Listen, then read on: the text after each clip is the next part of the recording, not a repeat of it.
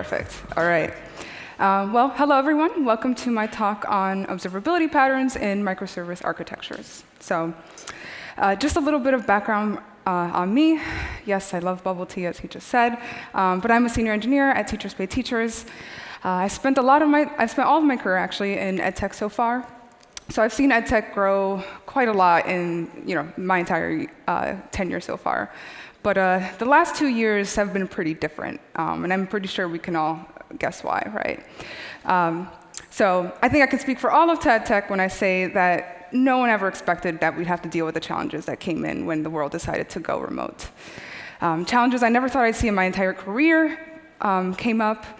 Things like going from 40 million to over 100 million users on Google Classroom in the course of a month, onboarding entire countries, onto Google Workspace, G Suite at the time, and Google Classroom, and all the production issues that had to be solved to support all of that. Right? Like, no one was prepared. So now, as you might imagine, this gave me a pretty deep appreciation for the perils of debugging production. And so I took this experience with me when I moved on to TPT, and focused a lot of my time on observability as a tech lead and engineer. And so this talk is a compilation of the learnings from the past couple of years, as well as my past experiences building data pipelines and developer platforms. So I like to start my talks off by providing a shared definition of the topic I'm going to be talking about. So let's start there. So as much as I hate repeating words on a slide, I'm going to do it if only for emphasis. So borrowing Liz Fong-Jones' definition of observability, observability is the ability to understand what's happening inside of your software systems to debug problems you've never seen before just using telemetry emitted by your applications. And the more important part that she says here is not only just about a specific tool, it's about your team's ability to analyze that telemetry data. So this is a loaded definition, but there are some components here that are super important to highlight, so let's go into that. The first, right, is this part about being able to understand the internals of your software systems just using telemetry, which is just data that represents the inputs and outputs of your software. Right? You most commonly know these to be traces, logs, metrics. And the reason for this is because the hardest and most interesting problems, those problems I saw in the midst of remote learning, are the problems that you've never seen before. Right? The most interesting and hardest problems are the ones that you've never seen before. But it's incredibly hard to predict what specific issues are going to come up when you're actually developing, right? So the better alternative is actually just to equip your engineers with the right data, tools, and most importantly, knowledge. So this is why this last part is what I think really distinguishes observability, right? And the most important part of observability and doing it well is that your engineers know how to use telemetry to figure out how and why their application is behaving the way it is. And so complexity, right? Complexity makes everything harder, right? It makes building applications harder, and it definitely makes debugging applications harder, right? Complexity makes things so much harder, right, that we as a collective industry have evolved the way we build applications, right?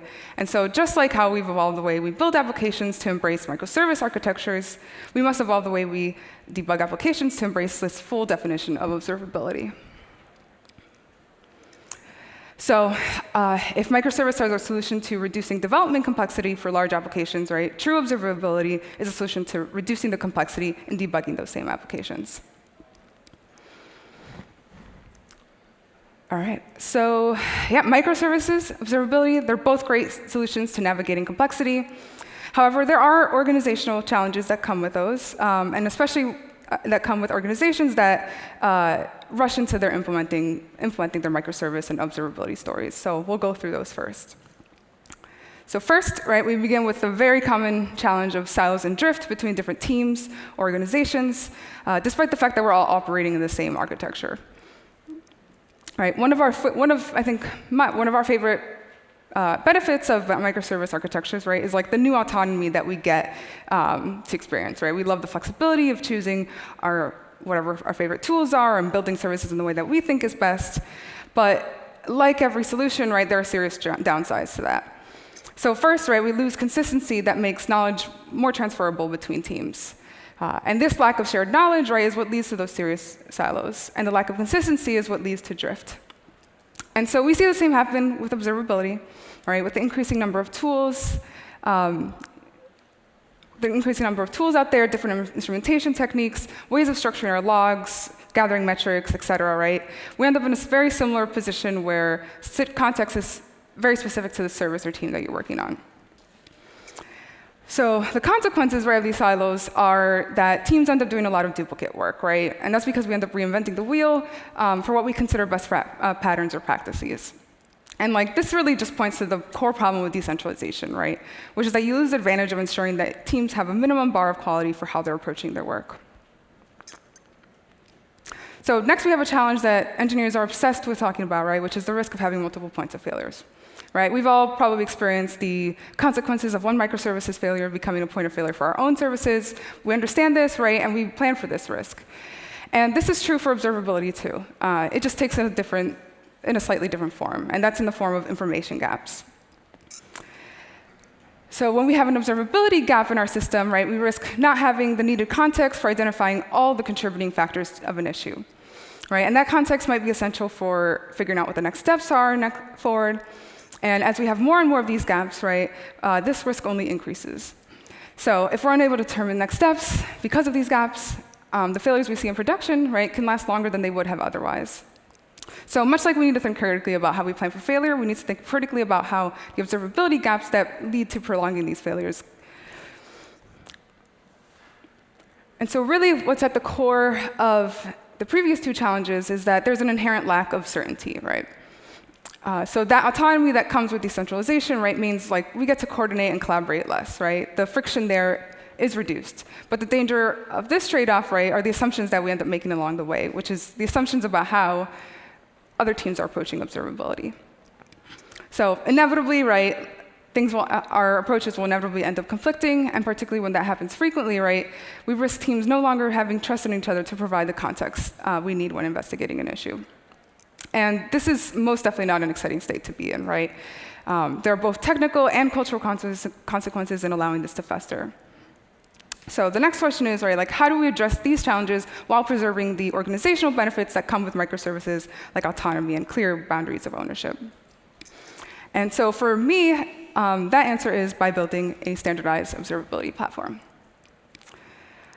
So the concept of platform thinking or becoming platform forward has become particularly popular within microservices for the same reason that we'll be talking about it today, which is that it helps drive standardization to address the challenges we just reviewed. And so what does a platform actually encompass? And so I define a platform as having three major components: the patterns that guide us, the strategies that support us, and the stack or tools that we use. So at this highest level, right, we have the patterns we have to make our actual systems observable and understandable. And in the context of a standardized observability platform, these patterns should serve its primary purpose by defining how we use standardization to address new organizational challenges, again, while maintaining the original benefits. And so the way that I define standardization to do this in an observability platform is ultimately by standardizing the way we communicate, both in terms of how our services communicate with one another, but also how we enable our services to communicate with us. And so going forward, I'll refer to this pattern as having a standard communication protocol. All right, so let's get more specific on what this protocol encompasses and how it addresses silos, drift, points of failures, and uncertainty. So there are three requirements or patterns that make up what I consider a standard communication protocol in this context. First, we have the need for standard data specifications. These specs should clarify the expectation of what our telemetry should look like to reduce any uncertainty that leads to silos and drift. So getting these data specs right is foundational, because this is the telemetry that engineers will ultimately rely on to investigate and solve issues. And when that data isn't consistent, right, there lacks a level of predictability and reusable knowledge that makes analyzing telemetry data easier. So to make this more concrete, ground this in an example, let's look at an example of 3 different services emitting 3 different logs that have an inconsistent spec. I bet many of you would look at this and immediately cringe, because I know I do. So again, to make this more concrete, right, it's pretty immediately clear what differences there are here, right? In the first 2 logs, the key formats are different, right? Even though they're the same trace ID, it'd be hard to identify them as such because the key formats don't match, right? When it's camel case, when it's snake case. Simple example, but I think gets to the idea that we're trying to get here at.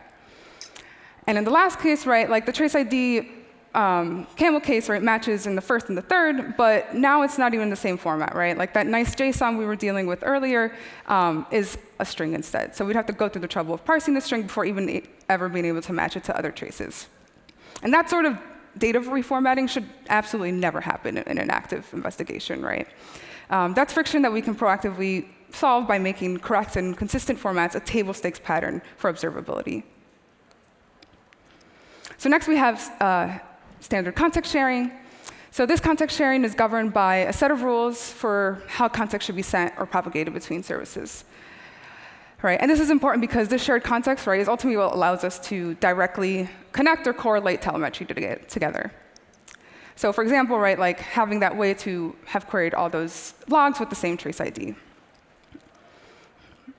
And so the information that makes up this context, right, it should be defined in the shared data specs we just talked about. But really what this extra part gives us is a mechanism that services can use to comply with the standard. So again, grounding this into reality a bit, let's build off our last log example. So here, again, we have two different services. But this time we formalize the way we pass the trace ID by taking advantage of a protocol we all love and are familiar with, HTTP. And because all of our services use HTTP, because we as an organization have decided that's how we've standardized our microservices, we can standardize the way we pass context by always inserting this information into headers. And lastly, we have well-defined interfaces. So these interfaces, they'll serve three general main use cases. The first, right, is collecting the telemetry data from any software component. For example, tools that implement how we actually would collect the logs we just saw. Processing that telemetry data, right? These might be separate interfaces for things like reformatting, deserialization, et cetera, and then eventually exporting it to other interfaces. And three, actually analyzing that data. These are the more end-user facing applications or tools that engineers use to investigate, so think Datadog or Honeycomb. And part that I'd like to emphasize here, right, is that these interfaces should be well-defined because they clarify the expectations of how our systems are being observed. And I do have a lot to say. I do have a lot more to say about this point, but I'm going to leave it here for now because we'll talk about this a lot later on when we talk about how these different patterns manifest themselves in our observability stack. Now, before we go into these patterns, before we go into how those patterns actually manifest themselves, let's revisit our definition of observability. And I will take the opportunity to get a drink of water.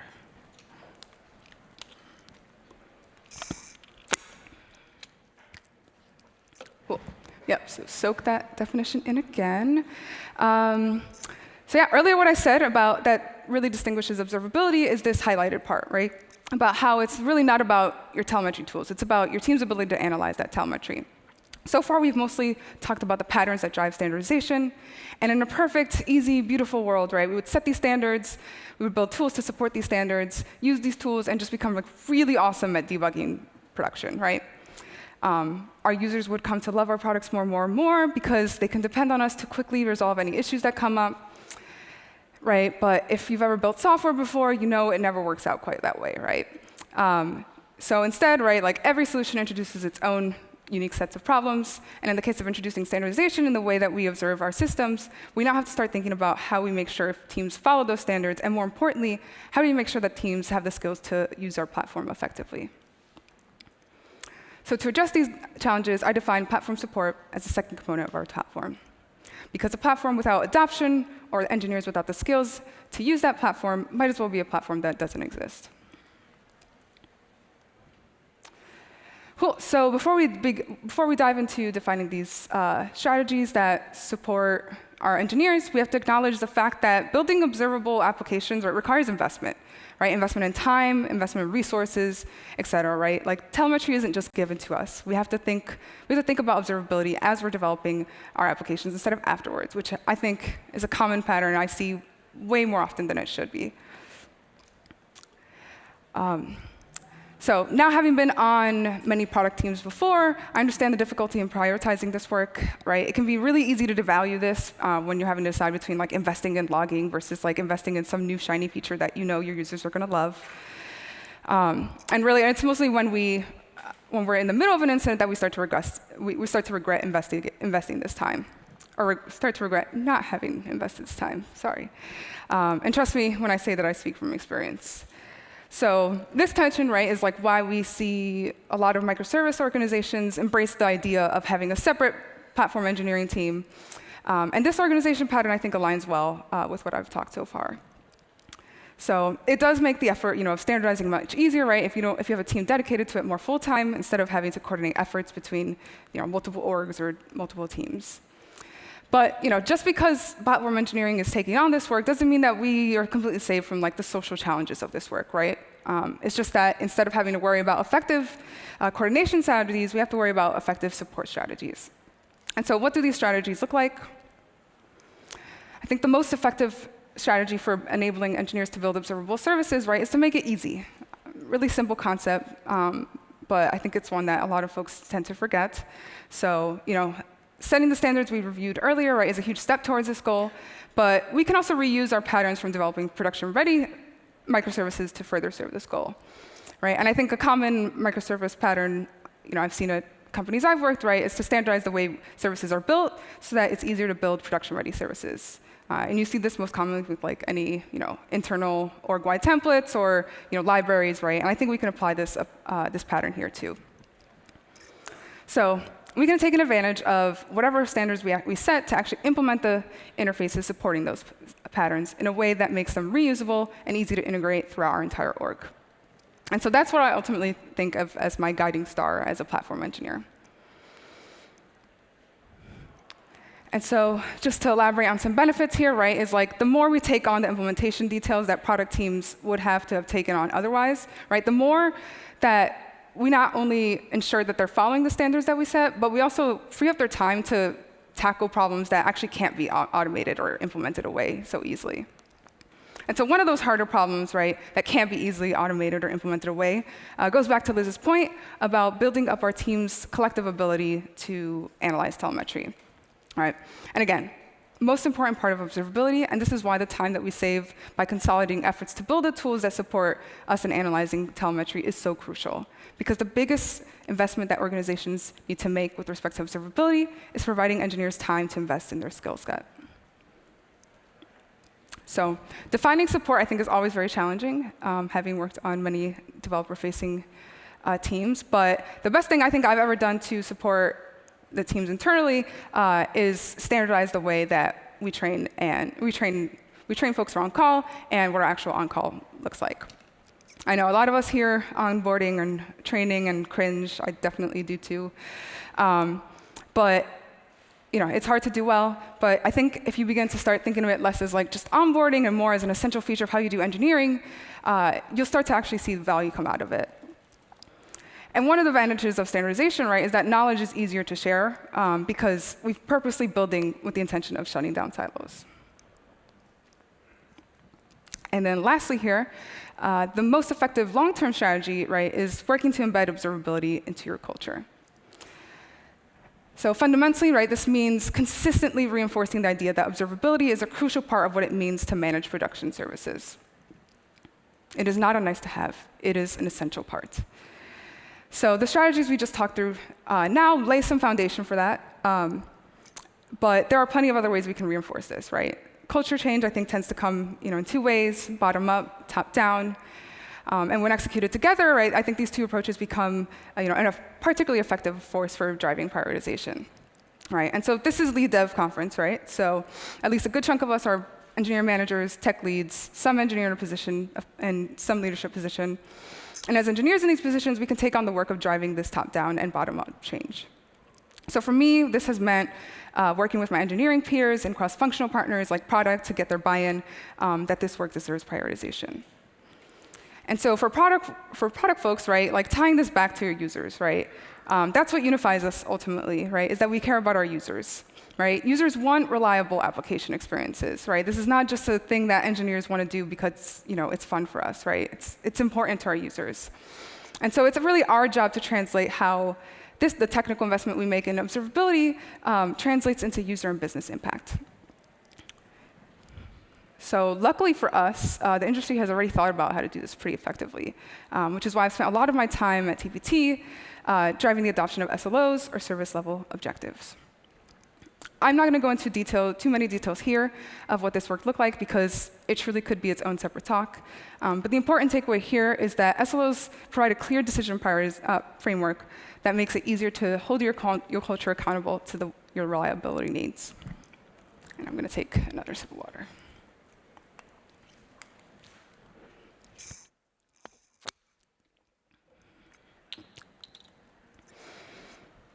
All right, cool. So now that we've reviewed the platform and support patterns guiding our observability, we can start talking about how these actually manifest in the way that we build out the actual tools that make up our observability stack. Awesome. All right.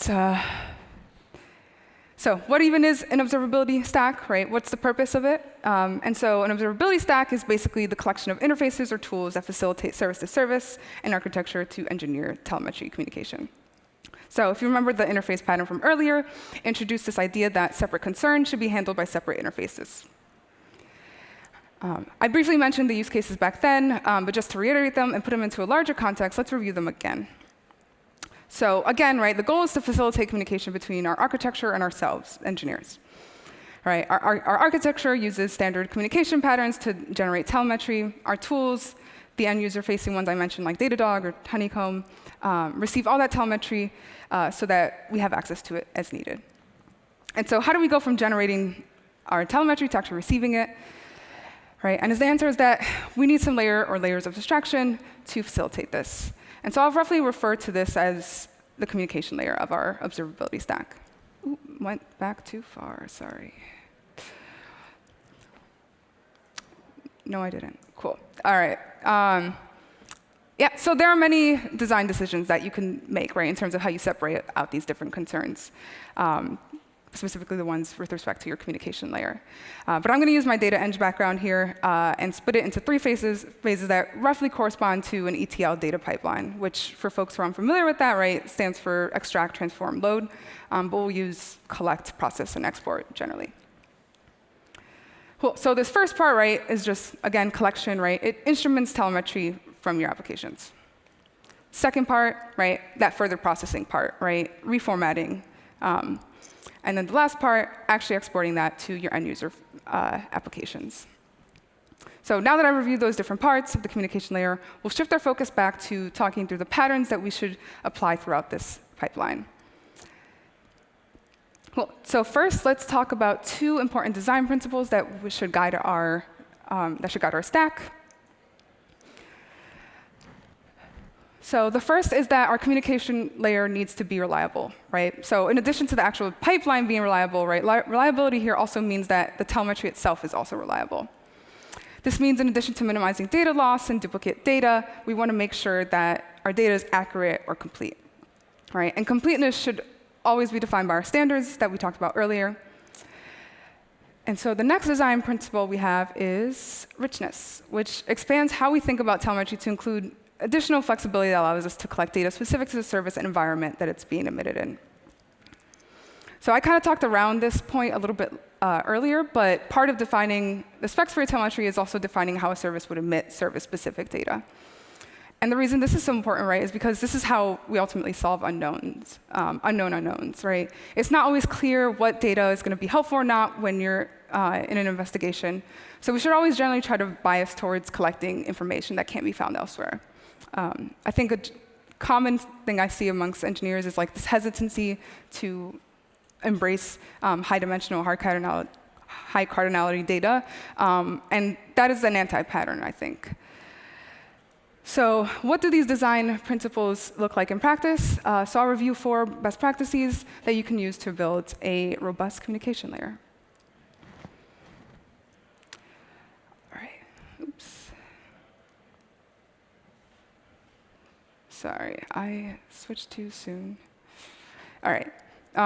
Cool. So the first is going to have us actually go back to the first part we started off with, which essentially asked, like, what's our shared definition of telemetry, right?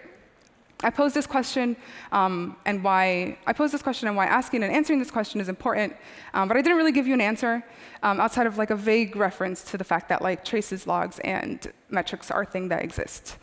And so what I'm about to say is not anything new, but it is important, which is that whatever shared definition it is that your organization comes up should be driven by an event-oriented model of telemetry, where an event is basically a singular unit of work.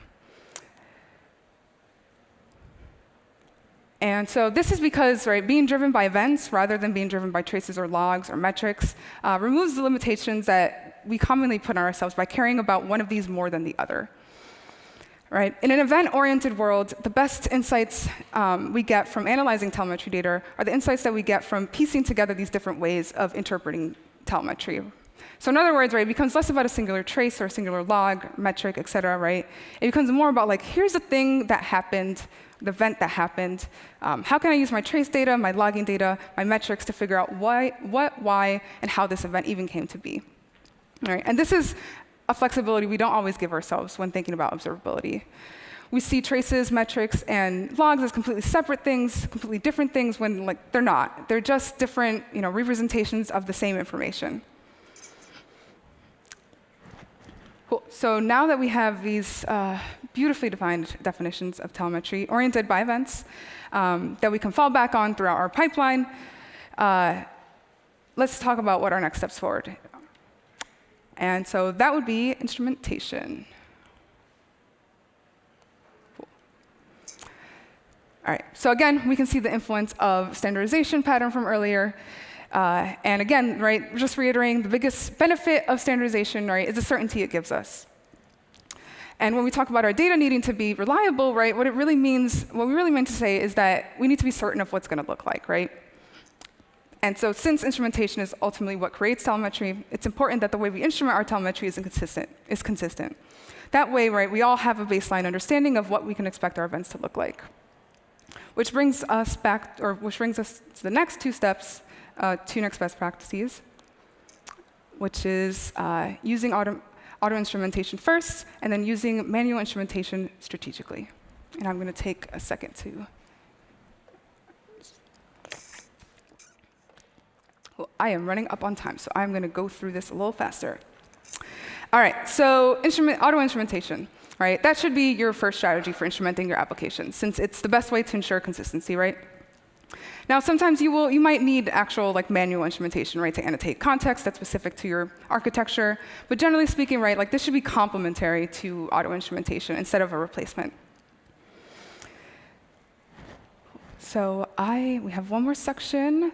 That wraps up the best practices for the communication layer. What we're left with now are the tools that end up receiving all the data that engineers use to analyze. So when it comes to this part of the observability stack, most of us rely on external vendors for these tools, For example, at TVT, we're a huge Datadog customer. We use Sumo Logic, a couple of others.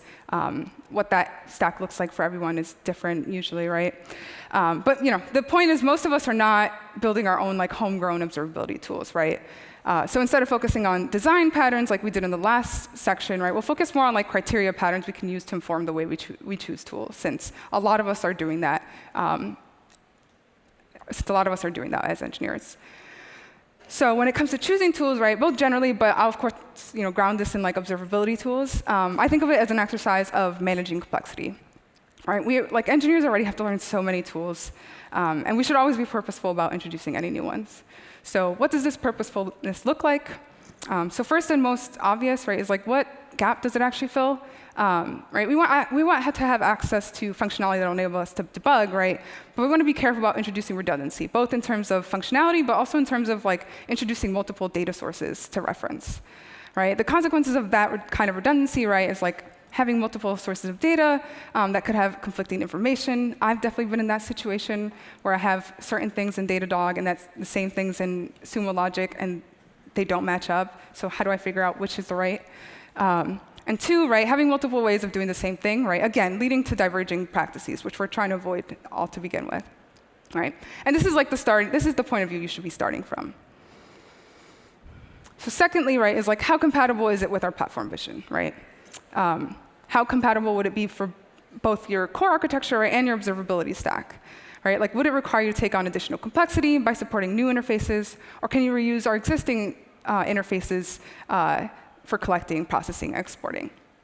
right? And if we do have to introduce new interfaces, right, would these be reusable for future tools that we might want to adopt or move over to, right? And a lot of times this really comes down to, like, are these interfaces vendor-specific, or are they embracing standards like OpenTelemetry? And so next, how easy is it to use, right? Developer experience, right, is always important, but it's especially important when it comes to tools that you use to debug in production, right? Bad tools are annoying enough, just period, but there's nothing more annoying than a bad tool when you're in the middle of an incident and stressed as hell because you can't figure out what's going on because you're too busy fighting your tools. And so ease of use, right, means a lot of many different things, but some of the things I look for are, how easy is it to set up, right? This kind of ties back to the compatibility point, but also, how self-service is it, right? Is discoverability of your telemetry easy, et cetera? And then lastly, developer support. I said this earlier, and I will happily say it again, right? Platforms or tools without adoption or engineers without skills to use the platform effectively might as well not exist. And so the level of support that your organization might need, right, can be very situational, right? For example, at TBT, I know this idea of event-driven telemetry, right, is a new one for folks, right? So it'd be very unreasonable for me to just expect everyone to suddenly, like, shift towards this new framework. And I think I've done a decent job at evangelizing these ideas, but it's not something that I should be doing alone. So before charting into this, rabbit hole, right, consider what support around the tool is available. Right? And this doesn't just refer to, like, the specific support provided by a vendor you're considering, though of course that's part of it. But also, how's that developer community around them? Which transitions me into my last and final point / anecdote. It's a really exciting time, I think, at least for the observability space, right? There's so many brilliant minds, some of them at this conference, and companies and communities thinking about this stuff super deeply, and there's just so much to learn. And so, don't try to learn this on your own, right? Learn and contribute to the communities already doing this work. Because as much as the strength of your observability is about your team's ability to analyze that telemetry data, the strength of your observability is also about the industry's collective ability to learn together and make progress together. And that's all.